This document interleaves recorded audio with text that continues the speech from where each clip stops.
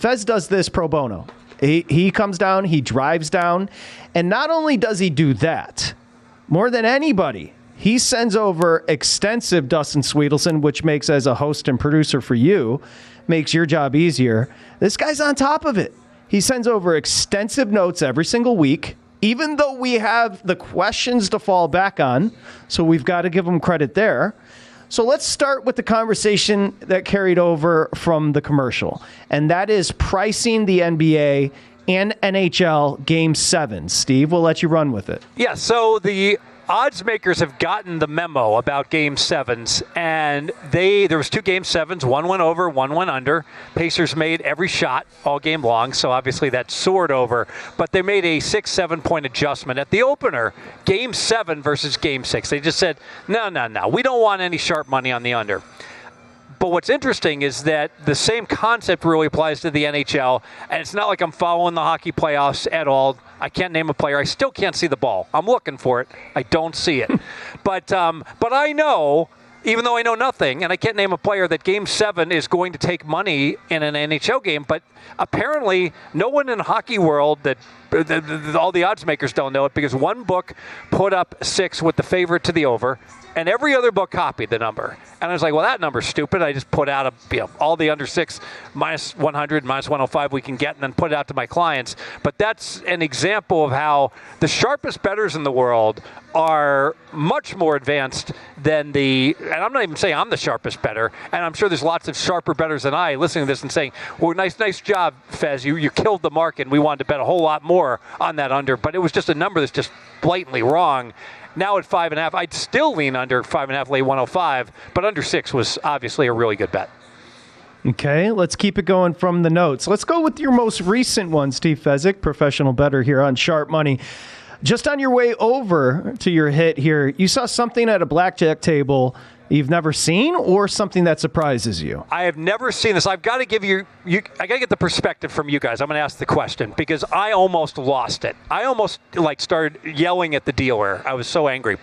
So a player had a pair of 3s, and I'm just getting a free drink and screwing around on a low limit table. So they're betting $10, and they have a pair of 3s, and the dealer has a 6-up. So the gal, inexperienced player, puts her other $10 up, and I'm like, well, good for her. She knows she's supposed to split.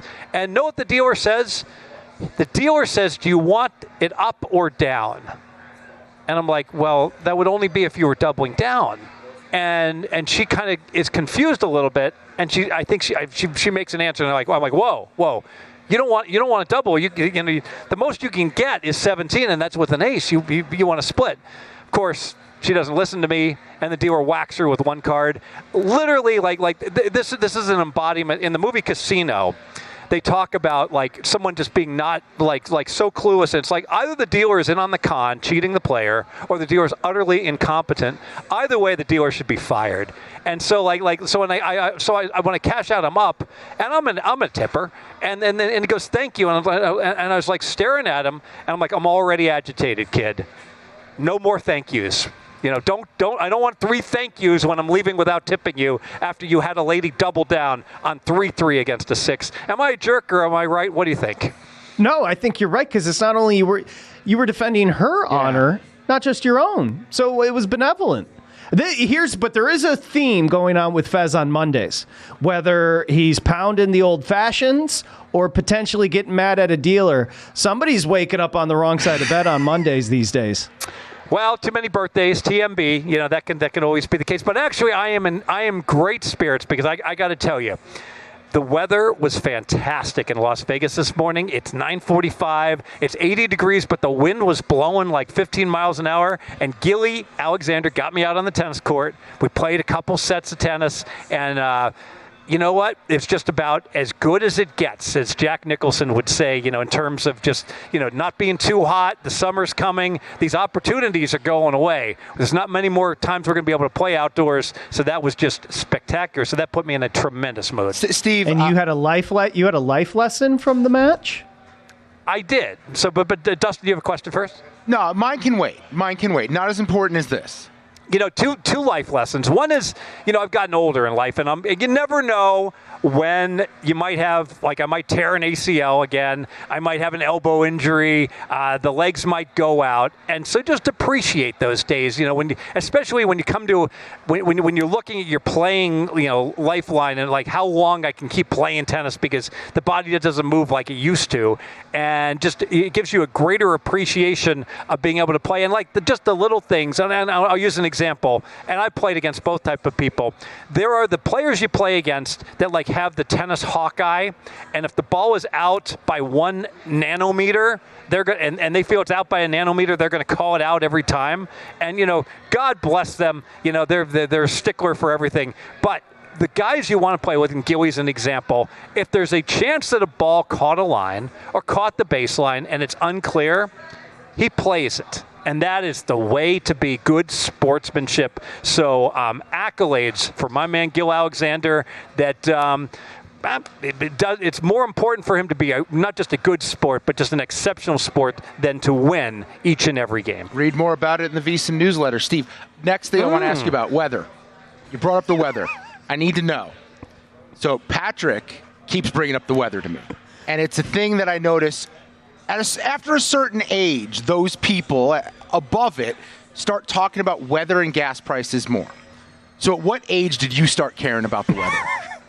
That's a great question because I moved here when I was 35, 36. And it seems like it's I'm a believer in global warming. Absolutely, because it has just gotten to me I'm like, Vegas is so difficult because we never have any good weather. Because once June 1st hits, if you're outdoors, unless you're up in Mount Charleston, which is, at 7,000 feet, you are just sweltering trying to do any kind of sports outside. So really, when I got to Vegas, the weather started to impact me. But I remember, if I go back east, oh my goodness, I can't handle the cold either. But Southern California probably didn't check the weather all that often because you don't need to. That's really true. America's finest city, San Diego, Dana Point, Manhattan Beach. Patrick, you don't check the weather. No, sir. Yeah, you just walk out. And don't let Steve. And Steve was in a high rise right next to Venice when he lived here, so he was doing just fine as well. But no need to check the weather here. By the way, Mount Charleston, I used to do it a lot. Some of the most beautiful hiking you're going to find anywhere. Go up there, grab a beer at that nice little restaurant, and hike right behind it. It's beautiful. I believe the restaurant burned down. I don't know if they rebuilt it. I think it did. I don't know if they rebuilt. I don't send in somebody up there. No gas and no food on the mountain. But one underrated hike. It's called Griffith Peak. It's 3,000 elevation gain, and you can do it if you're in good shape, in 2.5 hours, and it's just a beautiful view. If you don't want to do that, go up 900 feet to Mary Jane Falls or Cathedral Rock, both of them exceptional 1-hour hikes. Yep, I've done them all. Dustin, you kind of slyly threw that in at me and Steve, but that was you just saying that we're old. Yeah, no, it's a thing. My dad's been obsessed with it for years, and then I start to hear it come out of other people's mouths that I notice that it wasn't always there. It's when they're hitting a certain age point. But the next thing's gas prices. It's first weather. That's the gateway to then talking to people about gas prices. So I got to chime in. All right, this is going to be extremely unpopular. Positive EV on gas. Steve only gets positive EV. Yeah. He's sitting in line at a Costco. We are like mina birds, or parrots. We just repeat people. Gas is the cheapest thing in the world. Gas is so inexpensive. You got to I'm not a petroleum engineer, Patrick, but you have to pump this thing out of the ground. You have to refine it. It explodes. It's difficult to distribute, and gas costs $4.50 a gallon. Guess what? That's what a bottle of water costs. You know what? It's a lot easier to produce a bottle of water than to produce a gallon of gas, and yet people they go to Starbucks and they pay $6 for a bottle of water, and they complain about how expensive their gas is. What about a fifth of vodka at EDC? So I want to ask you guys. So famously, and I texted you the prices, and I don't know if this is just the main tent or the VIP tent, but the prices at the Electric Daisy Carnival. Is that what it stands for? Yes. I never would have gotten that. Steve is hip. I didn't know that either. Let's go. So here we go. If you want to get a 6-pack of Bud Light, it's $140. one bottle of Jack Daniels. I'm assuming this is a big bottle. I know I can get a small bottle at the South Point for $4.95, which is a good deal, by the way. $875 for a bottle of Jack Daniels, which is rock gut. It's like basic stuff. And if you want to go for the Ace of Spades bottles, which I thought in the clubs are massively overpriced at like $800 a bottle, you can get 6 of them for $12,900. Sure you could. It's like, you know what, I look at this, and it's like, old guy, get off my lawn. These young, you know, if you're a billionaire, God bless you, you spend whatever you want. But I sure hope if you're spending the $42,000 for like the 6-pack of Dom Perignon and the like, that you can at least pick out like a couple of maybe struggling single mothers with maybe some special needs kids. Maybe give them $20,000 instead of just effing around with stupidity, saying, look at me, I'm a big man, I'm so rich, I can donk off all my money on something that's worthless. He's on fire. It's like that steak from your boy Salt Bay. Poppy. It's like you were bitching about that one too. Poppy steak at the Fontainebleau. Yeah, I want gold in my steak. That's going to make it taste better. Look at me. Look how rich I am and what I am. And you know what? You made a great point. If you're going to get gouged to seem cool at a festival, or you can turn around and tip the person that's cleaning your room. That was something that bothered you. Yeah, I mean, it's just like, if you're getting gouged already, then the whole idea, and they're charging you a 20% service fee at these places. You know what? You probably don't have to tip them another 20% on top of that. Probably take that money and give it to the person who's working harder than anyone, the person cleaning up your room that who knows what it looks like after the night of debauchery you have after the EDC. Okay, well, real quick while we're on the tipping thing, real quick. Everywhere you go now, fast casual restaurants have the iPad, and they flip it around, and it automatically says, how much do you want to tip?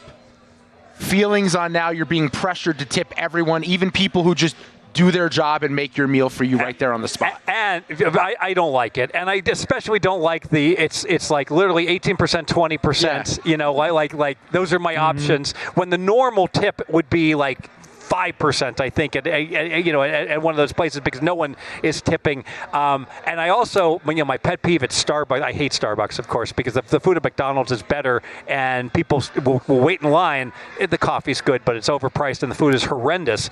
And the they have a tip jar. There's something about Starbucks that literally counting the money in the tip jar is more important, Patrick, every 15 minutes, at least it is at Caesar's Palace, than it is with actually servicing the people who are waiting in line for 20 minutes. Hey, I'm not in charge of the place. I agree with the two of you with the turn the pad around, but I will say I'm the biggest sucker. Yeah. I just do it every time. My conscience catches up with me, and I just click the button. Well, especially if you're going to go back to that place over and over, and the workers are going to remember you. It's like they're touching your food. I know you can still see it, but who knows what they could do back there. But it's just annoying because you're like, hold on, you don't wait on me. All you do is put the food I tell you I want into the bowl. I get my own drink. I throw out my garbage. You're not involved in this process for very long. And people are so out of the box. So I go to the South Point. Chris Andrews says I'm pulling something because I go in after midnight to take advantage of the steak and egg specials, that they have from midnight to 6 a.m. Fezzik's always sneaking in on Graveyard to get, to rob us blind on that stuff. But if you get a $6.95 steak and egg dinner, you know what? Probably don't tip 18%. You probably can tip 30% to that person. Whereas if you're going into like a most ridiculously overpriced restaurant and ordering a couple bottles of wine, don't feel like you got to tip 25%. I mean, come on, are those folks really working that much harder than the person schlepping your $2.99 bacon and egg special? Take care of that person on a percentage basis and give them a livable wage. We'll get to the listeners' questions for Steve Fezzik. Let me continue with your notes. You want to talk about the importance of networking and becoming a good and successful bettor. Yeah, and just a good and a successful gambler in general. So I spotted a advantage play blackjack here in town. I'm not going to go into it, but basically it's worth like $1,000 to $2,000, and you got to play for 12 hours. So just a basic strategy. Someone just plays basic strategy, doesn't have to card count. And I lured a few people, and I got to give Kelly, Gil's producer, credit. He's into it. He's like, I like this, Steve. Oh, yeah. He's asking lots of questions. He's actively engaged in the like. And that's just an example of and guess what? He might find something, and then he'll pass it on to me. It's just a game of operator and tag. The Crackman and I famously work together on stuff. It really, for you to be optimal and make the most money possible, absolutely, you really need to have a network. And like one of the things like I share with everyone is all these matching status cards, that if you can somehow get a 7 stars card, famously at Caesars, that literally is going to translate into all kinds of fantastic perks, including but not limited golf at 2 at the Wynn Golf Course. I've looked into this. It's expensive because the Wynn will match your status, and they'll give you 2 free golf course passes with that new status. Steve, you said it's getting tougher and tougher to be a sports bettor, betting game of the year. And we're talking specifically about the NFL. Can you elaborate on that? Well, I'm talking about everything, but the example, Patrick. Every game. Okay, the example is the NFL, but it's illustrative, and famously, I mean, across the board, I was like, old guy, get off my lawn. I was complaining to Jeff Benson because he was charging me minus 112 on some live wagering instead of minus 110, and I said, "What's this?" And then he put up like a minus 115 in each direction on a game just to let me know how lucky I was at minus 112. But one of the properties in Vegas put up games of the year every single game. Now, DraftKings famously does this, and another property did this. And I'm like, oh, this is so cool. Let me go through, start pricing it, finding the advantage. What's this, though? Minus 120 on both sides. So you have the point spread, and then you have to not lay minus 110 in each direction, not lay minus 112, not lay minus 115. I have to lay minus $1.20. Think about this. On my bet, and I'm tying up my money until October to play a Week 6 game of the year. What are we coming to? I mean, countdown is on, boys. There's 3 greens on roulette wheels now. When will we see the first 4 green roulette wheel? Over, under, what year? That's interesting. What's amongst your sharp friends, what's the prediction? I'll go 3.5 years. Over, really? under. Yeah. They're going to get that greedy. They've got 3.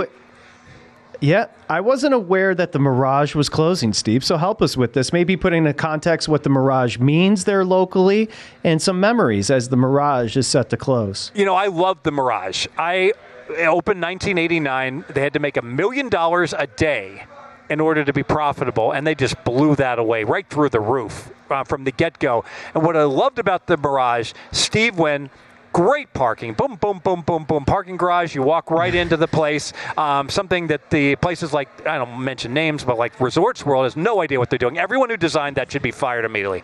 Like, I'm trying to come to your casino and give you all my money. Well, let's put the parking garage as far away as possible and make people walk through the hail and the sun. There's just a lot of them, Steve, because they're building it for people who get off the airplane, take the taxi or the Uber, and that's all they know. Anyone who parks in a parking garage should not be allowed to gamble in your establishment. Yes. Exactly right. They should put up like a border fence, like, to prevent it. That's how it feels. Doesn't work. Not being political doesn't work. But the win, like, absolutely. You went in, and when you went in, you used to see, like, Patrick. They had white tigers right there. I mean, they had the dolphin habitat, but you could bring your children. They could see the tigers right there. The big fish tank right behind the registration. You had the volcano, which is enormous, tremendous show, and all that water. It was a true Mirage in the middle of the desert. Talk about giving back and giving people stuff for free. That Arboretum walking through the center.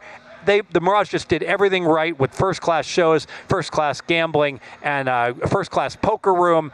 And I have to say that Vegas has much more now. It's owned by the bean counters. They look at every square foot. The South Point doesn't do this. South Point does it right, but a lot of these other casinos just have it all wrong. Go ahead and give back something. And like it was the same thing with the Bellagio fountains. Last time I checked, Bellagio enormously profitable despite spending all that money on all those fountains. Looking through the history of Las Vegas up to right now, is Steve Wynn the most important figure in the history of Las Vegas?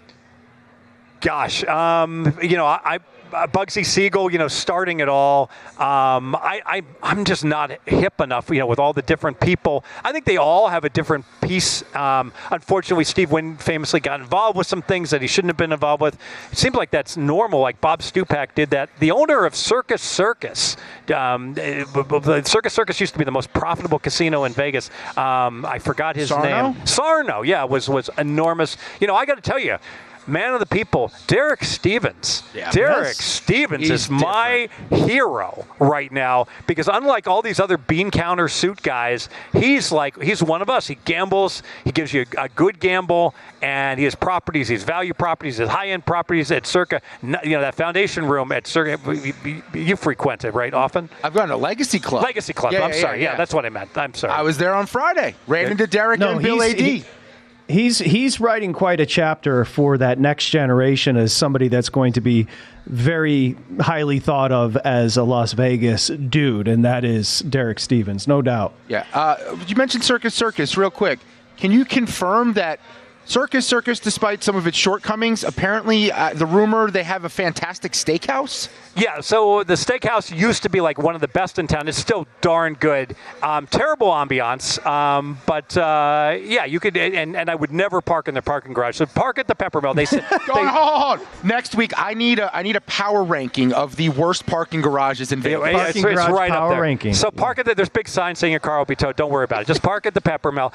Walk across the street to Circus. Walk on in through the maddening crowds. But Circus on the high end, the steakhouse is excellent. And I tell you what, on the low end, if you bring kids there, they have the trapeze act still. They have the carnival games upstairs, and they have the amusement park in the back. They do an excellent job if you do have young kids in Vegas. I hear people talk about setting their own numbers. Couple questions. One, what is the formula for making my own numbers? Two, how big of a difference do you need in the numbers to fire a bet? Yeah, great question. Easier to answer in basketball. In general, if your number's off by 3/4 of a point, you can go ahead and bet it. So if you make UCLA a 5-point favorite and you see UCLA is a -4, that's off by a point. That's more than 3/4 of a point. So you can fire on UCLA -4, lay $1.10. Obviously, key numbers in football change all of this. First part of the question, how do I make a number? I'm going to give you a cheat sheet.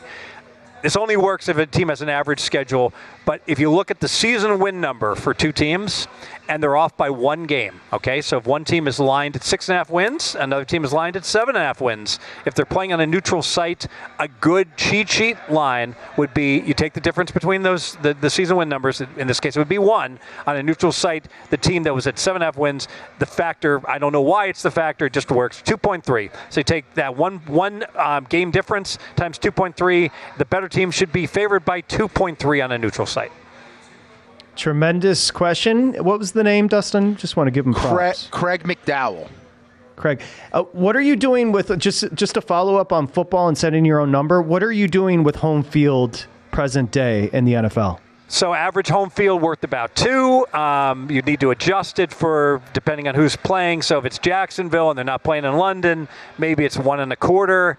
Bring it all the way up to Seattle, almost 3. Green Bay, almost 3. I'd have Seattle and Green Bay to be the 2 biggest home fields right now in the NFL. Any other locale you guys think would be worth more than an average? No, I think that's it. But again, there has been a mitigation, right? Where when we were growing up, Steve, and obviously you can refute this, but the old adage was 3 points for home field, and now that has been, over the last, 5-6 years, certainly mitigated. Absolutely. And of course, it's an interesting thing because, like, you look at Miami early September might have a 3-point home field advantage. They get to be in the shade. Their opponents are in the heat, obviously. But Miami opens at Jacksonville. So Jacksonville's a team that's going to be used to the heat as well. So I don't think we can give Miami 3. And then I think they have a Thursday game and they're home. It's a night game, obviously, hosting Buffalo. So I guess we'll have to see how hot it is. If the sun isn't going to be beating down on the Bills, but we might want to give Miami more for the heat of South Florida in September.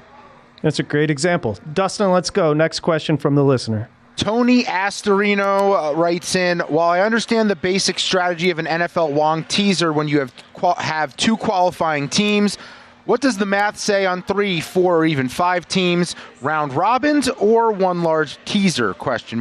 Does it make a difference if some teams kick in the early window and some in the late window? It doesn't matter when they kick. I have a chart for what I'm laying per leg. All right. So if you're playing a 2-teamer at even money, I know it's not available anymore. It's like -240. I'm rounding these numbers. They're off slightly.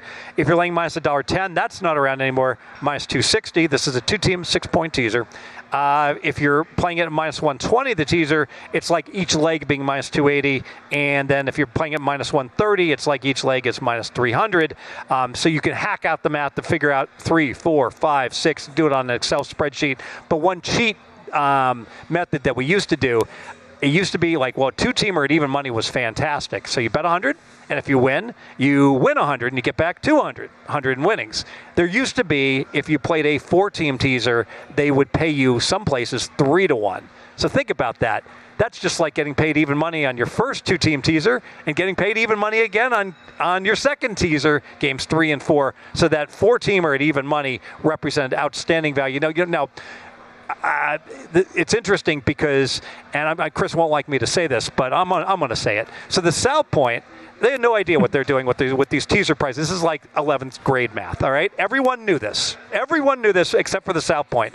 And famously, so the South Point, people made a lot of money teasing, playing these higher number teasers like 4 teams, 6 teams, 8 teams. And Chris was like, wow, we've done the numbers and we've actually lost against this subset. Well, of course you've lost because you're paying out at even money, on basically on a 2-team teaser, and every pro in the city is banging these against you guys, and you have no idea what you're doing. So now South Point has horrendous teaser odds because they got their teeth kicked in so bad by the pros in prior years. Could we go back to the beginning quickly, Steve, and just give the new listener an idea of what a Wong teaser is? Yeah, so a Wong teaser is where you're teasing through the corridor 3 and 7. Those are the key numbers. So when I say 3, so it's 3, 4, 5, 6, 7. You're capturing all of those numbers. So if you have a plus 8, 6-point teaser, a plus 2, 6-point teaser, you bring it up to plus 8, boom, you're good. You went all the way through the 3, all the way through the 7. If you do play a favorite, same thing, you can take a minus 8 down to a minus 2, a minus 7.5, down to a minus 1.5. Same thing, except for a Wong teaser only qualifies if it's a home team. The road teams get upset a little bit more when they play. And so because of that, trying to play road favorites, even when they're a 7.5, 8, or 8.5 point favorites, does not work, and they don't as well, so they don't qualify as Wong teasers. Tremendous. Thank you for that. Dustin, who's up next? Kyle Rosen, and the situation he's going to lay out has since played out. He emailed us, I believe, last Thursday for this coming Monday for today's segment. It's essentially about rolling over versus taking the future to win the title in the NBA. So he said, I know this concept has been discussed before, but the answer may be different depending on the sport.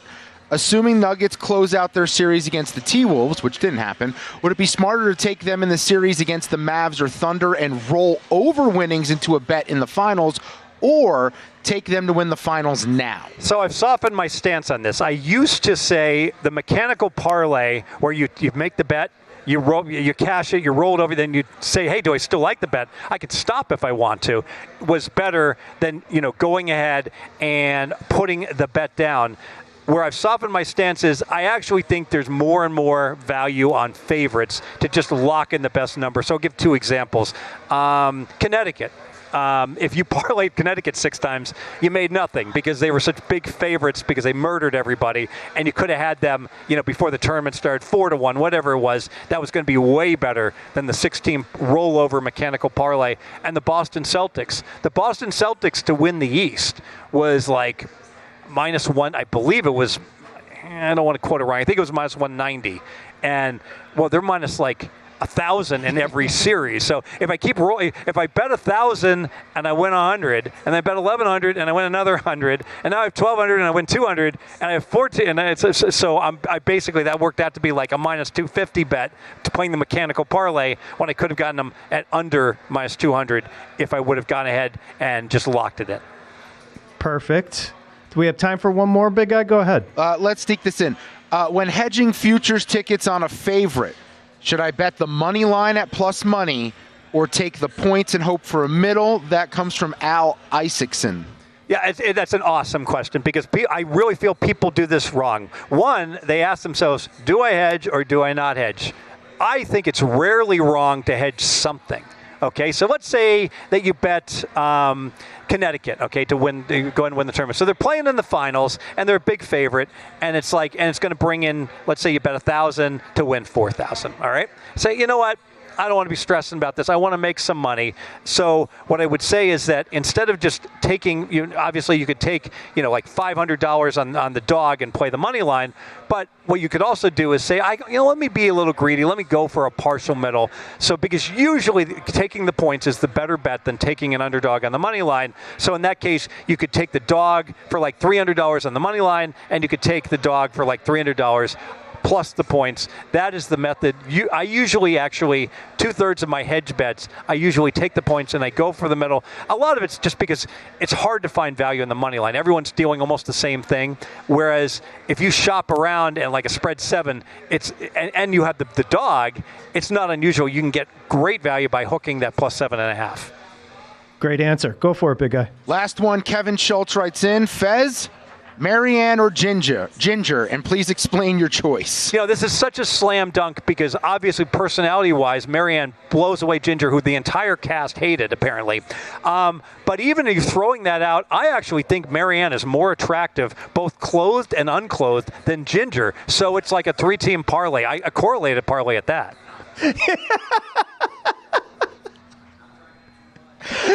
Very happy we got that in. If you didn't think we were going to end with the Love Boat, or no. What was it called? Oh, Gilligan's Island. Sorry. Well, then you just don't know. A 3-hour tour.